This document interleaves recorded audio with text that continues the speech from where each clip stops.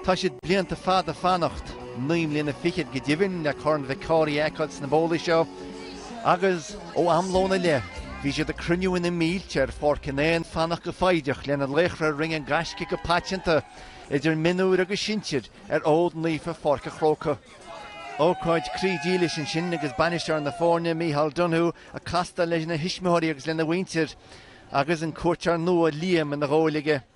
Yeah, look, it's tá sé an dochreide tá me deanna sáú leis an búcant agus Bhí battle mór in éigi? Yeah, cuiblint an mór I Larna Parka bhí gach duine ag tríd go hanna bh agus ach bhuaimid an tríd so tá as an dam gin, yeah. Bei ceiliúr mór an seo mé an slú agus rás an gaiilegi? Yeah, tá slú an mór an sin so tá an as an dam arm agus. Bhí go háir dos cin 10 míle duine sa slua agus na fórne gail ar státe áitir crochú, corn Mhic Cárthaigh a nathúr de phobal na Gaillimhe.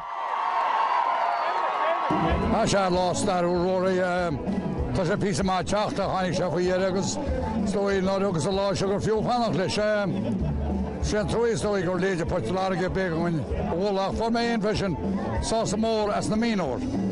Mar sinna go sé sin an táchtach agus bhí sé daonnta chu chiíocht na siad. Cósáasta is bhí ma iad cuioine mar bhí sé fihanní bliain ó bhuaigh siad an Corn Hanna se. So tá sé feicí ní seagata? Tá sé. Agus tá sé go hinnta chuil siad teach seoinne? Tá sé go hinntaach.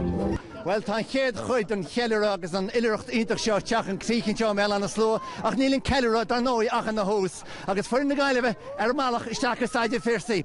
A char na Gaillimhe tá sun an goite bré, ruí mar mar an 8 cear mé an na slóa.